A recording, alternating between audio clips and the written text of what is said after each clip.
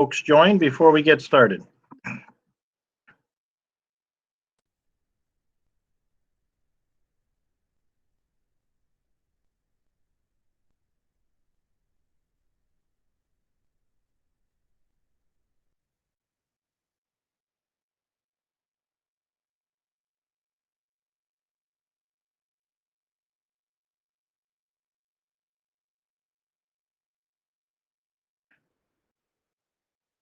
All right, we'll get started. Those of you that I see on the screen, if you just give me a thumbs up, everybody hear me? Okay. Okay, good. What we want to do here tonight is I would like to discuss with the community, parents, and even some staff members, more of the details around Phase 5 and Phase 6 of our reopening plan. Each time we bring back another group of students, we call it a phase. In particular, a long time waiting, but we're finally able to try to do this as best we can and the safest that we can, is to bring back our middle school and high school students in grades 6 through 12. In our plan that we're looking to put into effect here on March 22nd would be bringing back our students in grades 6 through 8. We'd bring those students back for a week prior to bringing back our high school students. The plan behind this is there obviously is probably going to be some hiccups in that transition. We want to make sure that we can support not only the students, but the staff in that transition of bringing them forward. Then Phase 6 would take place the following Monday, March 29th, and that would bring in our high school students in grades 9 through 12. A great deal of work had to be done around planning, especially at the middle school level in grades 6 through 8, where we have a large number of students in those cohorts of students. In order to make this happen, we really needed to take a look at what does the sections look like in maintaining our social distancing guidelines within those classrooms. And then oftentimes we had to create third sections of those courses. And I'll talk about those in a few minutes. First and foremost, the option for parents that still feel uncomfortable with sending their students to school, that virtual option, the full virtual option, as long as that's available and the governor is still stating that school districts need to have this option available to students that need it or families that don't feel safe, they can continue to do so. Currently, we have a large number of students at the middle high school level, well over the number of about 65 that have chosen this option. With that option, supporting those students has been difficult with the district in order to be able to maintain coursework for those students and also instruction. And we've designated Wednesdays as being that remote day, very similar to other districts. That is when, especially, we're supporting those students that are full virtual. It's also important that in today's day and age, many students need the opportunity to learn how to remotely work and also be college and career ready, as many of our colleges over this pandemic have gone full virtual. So we feel that Wednesdays are still important of supporting all of our students across the district. Obviously, as we plan for the upcoming school year, we will plan for 5 days of in-person instruction if we need to, but that is the plan for moving forward to next school year. We have a survey that was sent out. Now, the survey was put together rather quickly through a meeting that we had last week, a planning meeting, shared out virtually from our website that we need parents to fill out. We've also sent home paper copies with our students in grades 6 through 12, and we've mailed the same survey home to those students that are fully virtual. We do know that sometimes we send them home with students and they get lost in the shuffle, everyday shuffle of those students. So it is on our website, and we've asked all students in grades 6 through 12 to have that survey filled out with their parents as to what their education looks like moving forward from March 22nd through the remainder of the year. The options will be now narrowed down even further, and the options will be strictly that of students either coming back 4 days per week, Monday, Tuesday, Thursday, Friday, with Wednesdays being virtual, or they're choosing full remote, which means the student will not come into the school building, but will be responsible to complete their coursework being fully virtual. I can tell you the concerns that we've had moving forward is that of student engagement from having to work at home. It's difficult. It's difficult for the students. We understand that, and we're trying to get those students back into the building. The social, emotional, and social interaction that the COVID-19 pandemic has caused is even more crucial for reasoning that we need to bring students back into the building and do the best that we can to educate them and give them the supports that they need. We also need to know for the students returning 4 days a week, we have to replan our transportation routes. Busing will change. Mr. Roberts and his transportation department will be looking at how we can put enough students on the bus and get them here on time in the morning and home in the afternoon. But that will involve some routing changes depending on students, siblings that can ride the bus. So this survey is critical because it's going to help us plan. We have a number of students that have requested transportation but may not have been using the transportation. That makes it very difficult. If a parent's going to be driving their students or children in each and every day, we need to maintain that so that we don't have buses coming in with open seats. And then when we try to fill those seats, parents change their mind to then want transportation again. That makes it very difficult. On a 66 passenger bus, we can fit about 22 students. There's 22 seats, one student to a seat. Siblings can sit together. That would allow us another 6 students to sit in those seats and still maintain our social distance, but that takes us up to a maximum of 28 students. As you can see, a 66 passenger bus that we used to be able to throw 30, 40 students on with a 28 student limit, there has to be a lot of work that's done with the transportation department. So this survey is critical to helping us plan. We've asked all parents to have that filled out by Wednesday, which is tomorrow. Those that we haven't received back, unfortunately, our staff will have to be making calls and asking those types of questions so that we can plan accordingly. We appreciate those of you that have taken the time to fill those surveys out and get it back to us, as it is important.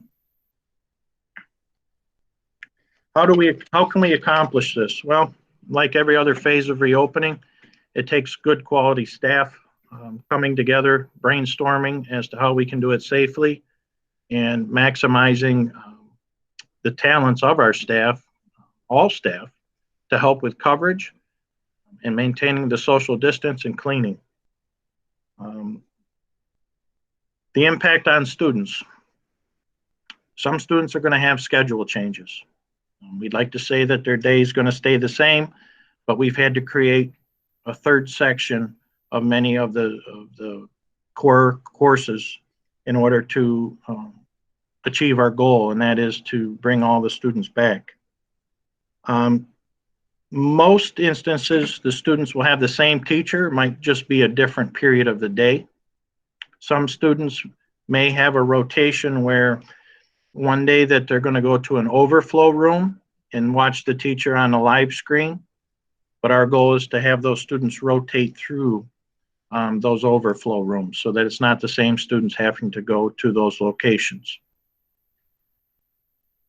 Some students, there is a few instances where in order to accomplish this based on the scheduling, they may have to have a new teacher to teach that particular class. So there will be some changes where they may have a new teacher to finish off the school year teaching that subject matter. but obviously our teachers will be talking together, making sure that we're covering the same curriculum. We've tried to keep those to a minimum, but there is a few courses that in order to make this happen, that we've had to have some other teachers step in and be able to take care of those particular courseware work needs.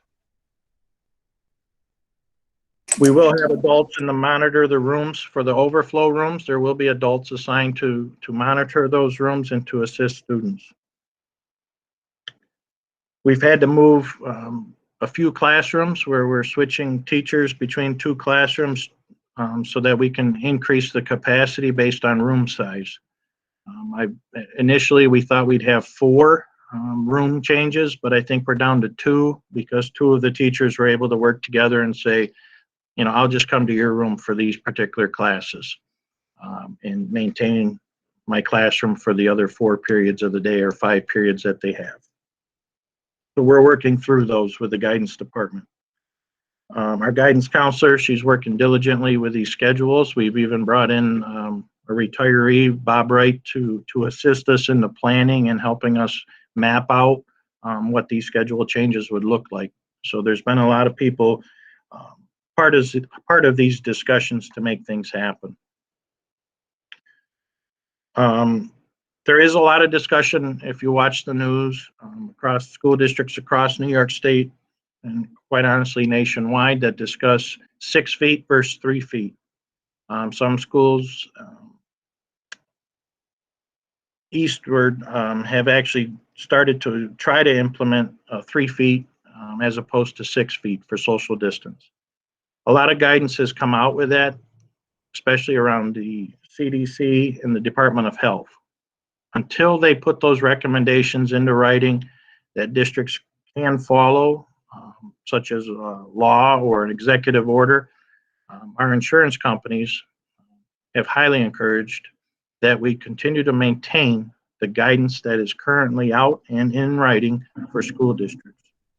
So with that, we will maintain the 6 feet, being optimistic that potentially there could be a 3 feet ruling that comes out, but until the CDC and the Department of Health state that in writing in more of a legal executive order, school districts will not try to do that, especially in this area, Chautauqua County. But we are optimistic that that could happen. If we do go to a 3 feet social distancing and we can put more kids in the classrooms, obviously our overflow rooms will not be needed.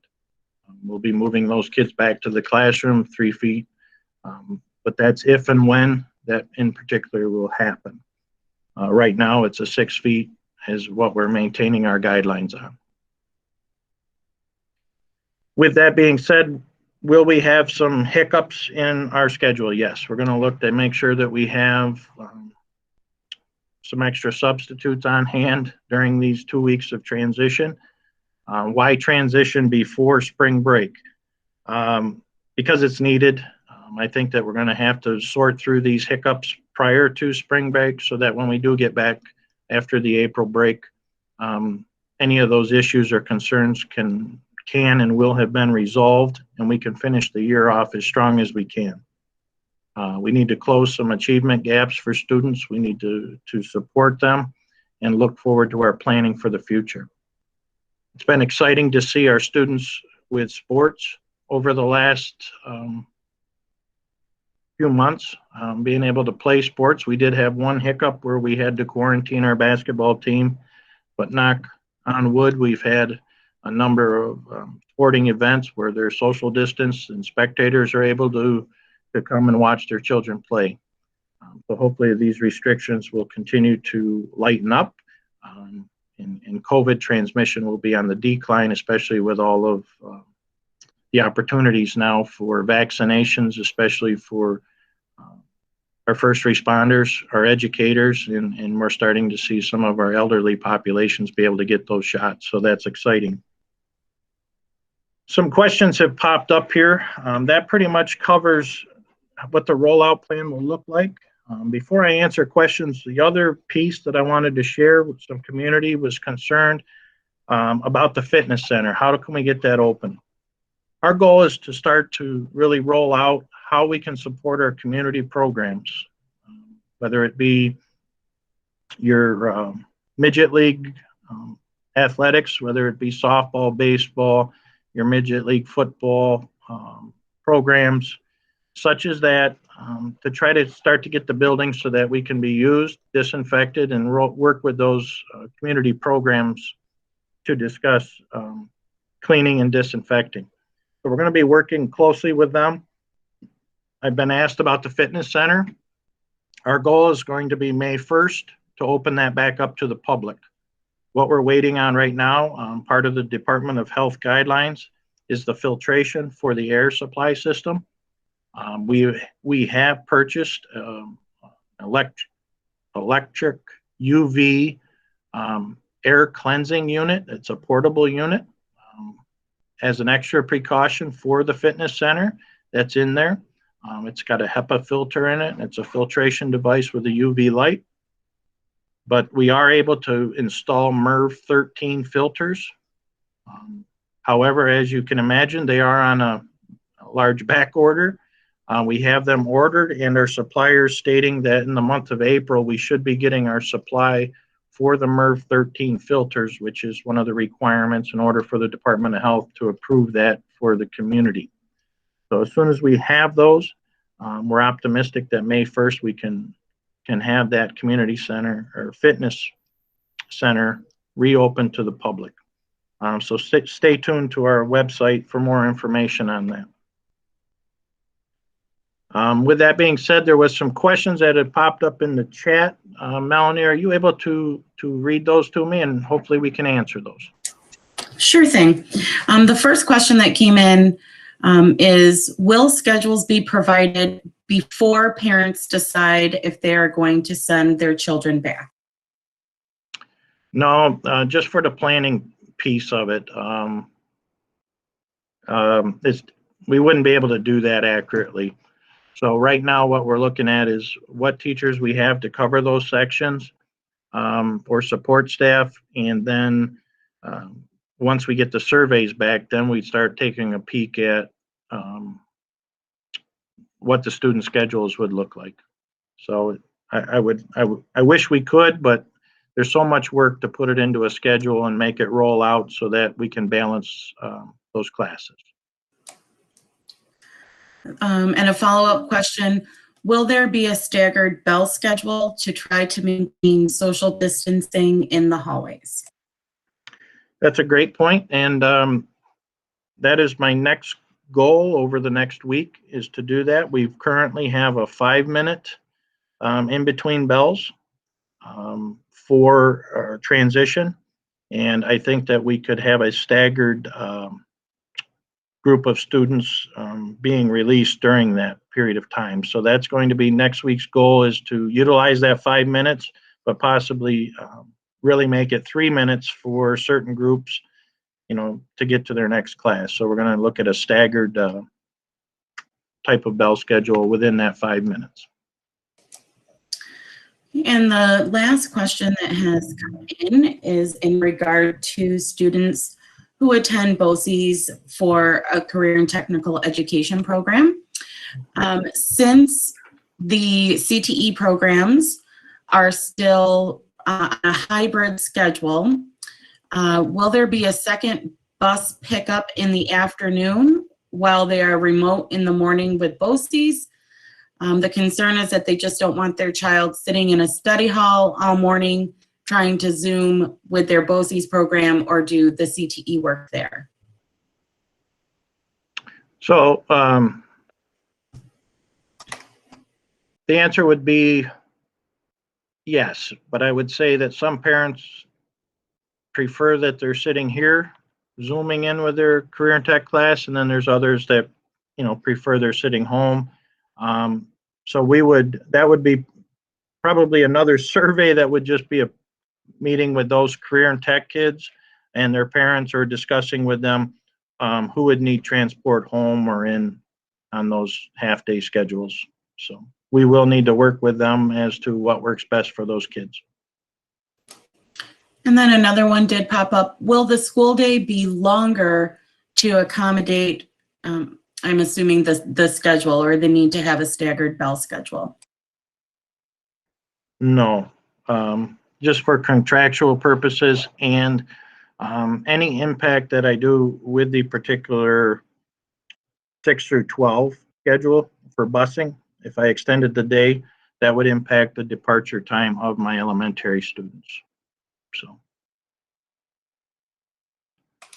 okay, cafeteria, I think popped up. Okay, the cafeteria, we're going to have, that's a great point.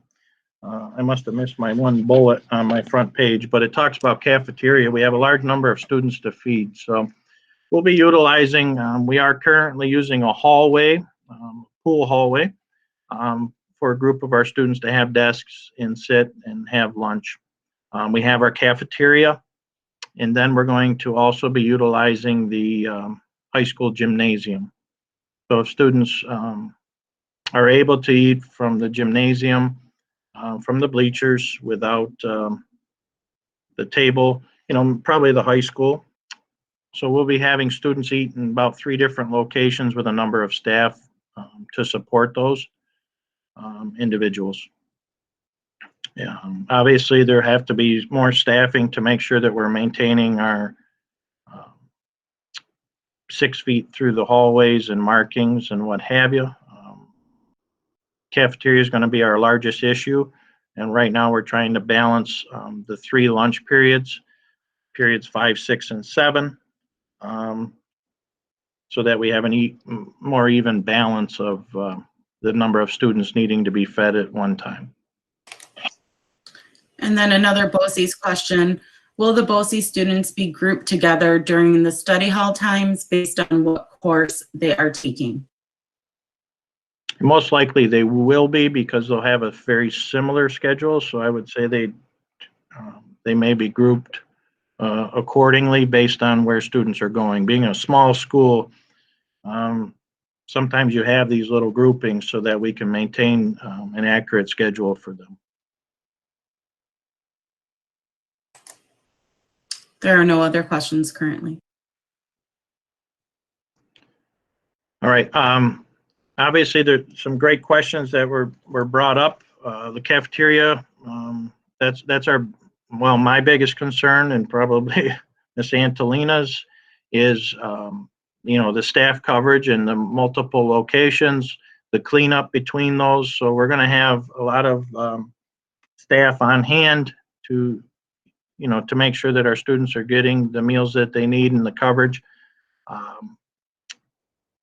And that's one of the reasons we're bringing back the middle school first before we do the high school, so that we have a week to try to figure out where tweaks need to be made or alternate plans.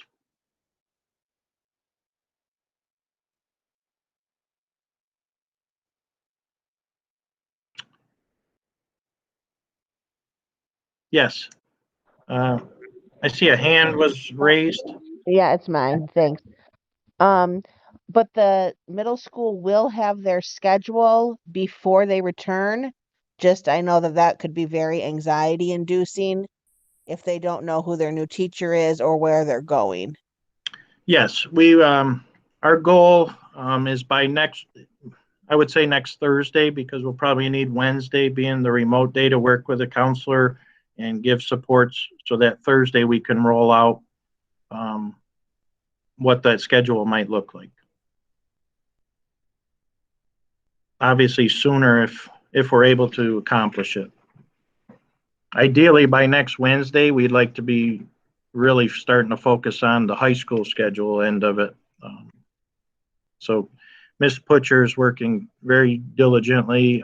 She has a student teacher assisting her that's working with her, and Mr. Wright, and then obviously the secretarial staff. So our goal is the sooner we can get these schedules out to students and teachers, they can start planning accordingly.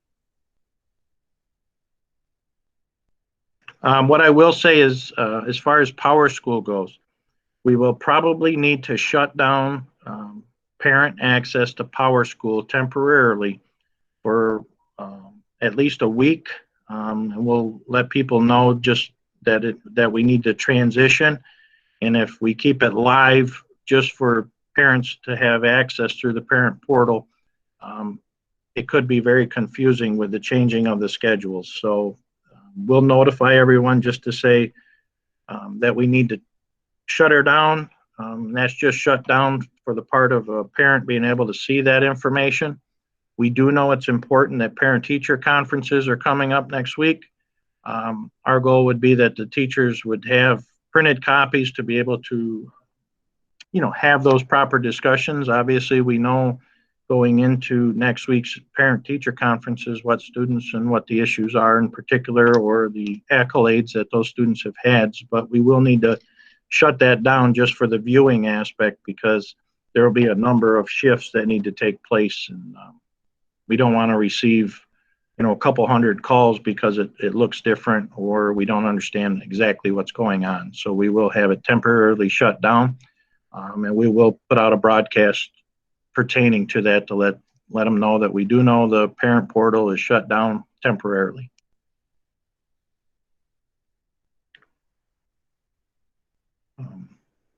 This is a big undertaking, a little different than our elementary. The elementary made it look easy.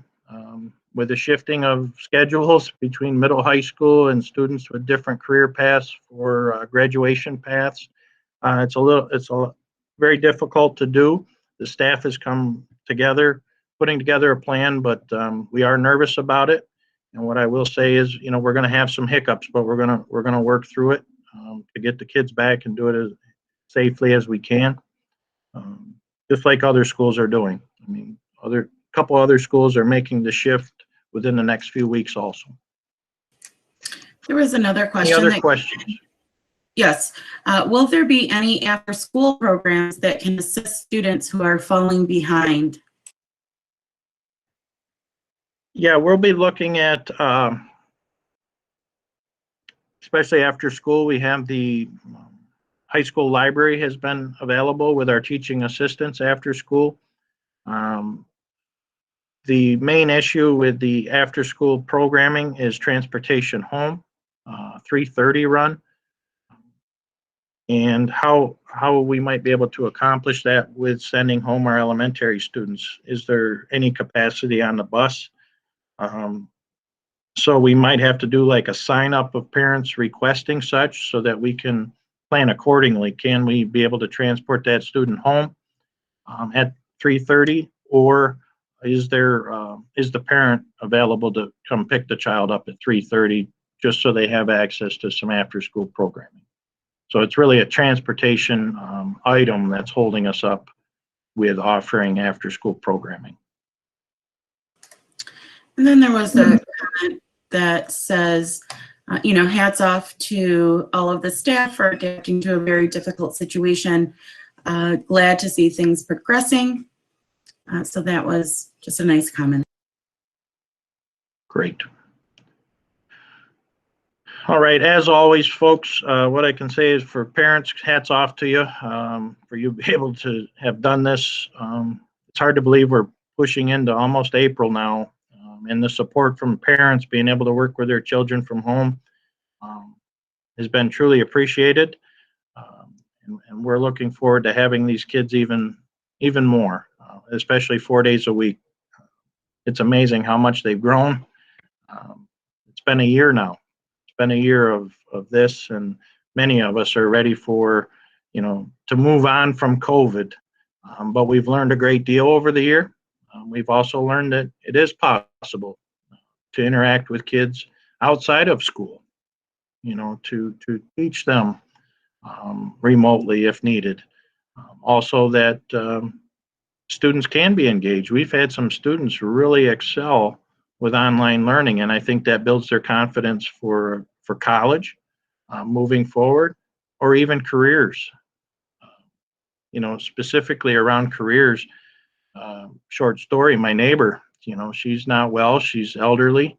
Her daughter is able to stay with her from Ohio because her employer allows her to work from home. And I can't think of anything more special, than her daughter coming home to take care of her.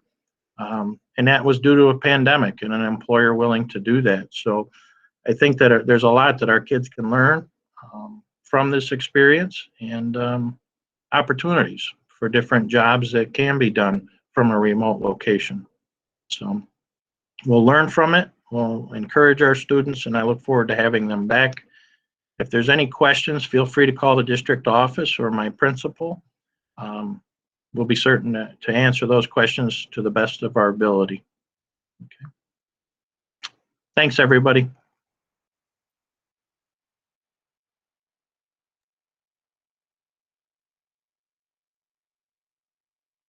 Thanks, Mel.